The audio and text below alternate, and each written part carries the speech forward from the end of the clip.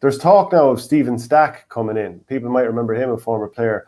But what an apparent team he's got lined up with Mickey Ned O'Sullivan, Donie Buckley, Seamus Moynihan, and Dara O'Cinnéide. I mean, what would the Kerry County Board do in terms of the interview committee? If this group of men walks in, how do you say no to that? Yeah, it's outrageously impressive, isn't it? In fairness, I've chatted to Mickey Ned a couple of times. Mickey Ned would have had Donie Buckley working with him in Limerick, and he just nearly in awe of his coaching ability. To have Seamus Moynihan in, then I believe it was rumoured as backs coach, and Dara O'Cinnéide as forwards coach. It's just it's an unbelievable setup as well. And they also said there was a bit more to that as well.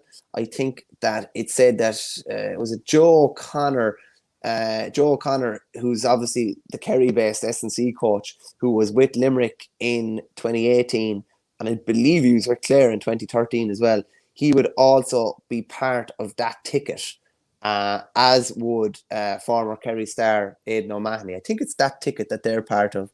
But there's rumours then as well that Jack O'Connor, if he's in the mix, that Kieran Donaghy, who was working as coach with Kieran McGeeney in Armagh last year, would be on his ticket as well. So you're looking at all of the big hitters here in Kerry football involved in this job, and that's not to mention the outgoing manager Peter Keane. But to me, the writing definitely looks on the wall that Peter Keane will not be involved next year. It really does. It does feel that way, and I in many ways, wouldn't it have been simpler to just have the meeting of the management committee beforehand and just, are we going to go with Peter Keane again next year? We know what the man is about. And then just say to him, look, we're not going to go with you. If that's how they feel. Now, maybe they feel differently. And maybe in some ways, they're going through the motions of having an interview process here. And maybe they know they're keeping on Peter Keane. It doesn't feel that way, but there's always that outside chance as well.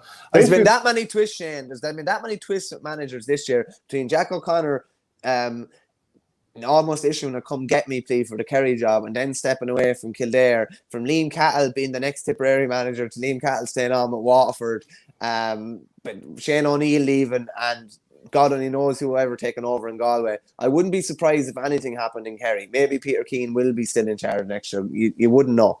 Funnily enough, I interviewed Stephen Stack earlier in the year, and I was talking about a few different things, and I just read out a couple of his quotes. Now, this was obviously long before Kerry lost the All-Ireland semi-final. I think it was just coming into the championship. So you'll have to accept the fact that he at this stage, didn't know how the championship would pan out.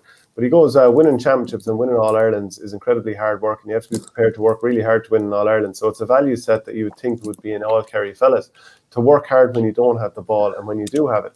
If the half forward is up the pitch and he doesn't have the ball, I expect him to work like a back, to slow the man up. When Kerry do that, and when their forwards and midfielders do that, lo and behold, the backs play well because the pressure is on out the field. And I actually asked him, had the team moved on from the 2020 Cork defeat at this point? Now, obviously, they went on and battered Cork this year, and he goes, there are scars there, all right, no question. Kerry don't like losing to Cork, so I can tell you that the scar is still there and won't go away until such a time that they have an opportunity to set the record straight. Cork won last year, and I don't care what people say about missed opportunities or anything. The best team always wins. That's the end of the story. Cork showed up and we didn't. And then actually, funnily enough, he was one of those players who played in 1992 when Clare shocked Kerry in that Munster final. And he goes, I remember playing that day, and make no mistake about it, we were hanging on from the time the ball was thrown in. So that was no Clare fluke. I don't have any recollections of saying we should or could have won that game. They were the better team and won it. They were also unlucky after that against Dublin. There was a bit of a controversy, I think. So that was a really good Clare team who played in some of the higher divisions. It was just unfortunate, but it doesn't leave you, that's for sure. That wariness is there, so you have to show every team respect. They were better than us and deserve to win, and that's it. So that's just giving a bit more background on Stephen Stack. If you enjoyed this piece of content, please follow us on YouTube by hitting the subscribe button in the bottom right-hand corner of the page, which helps the channel grow. And if you want audio podcasts, go to patreon.com/ourgame.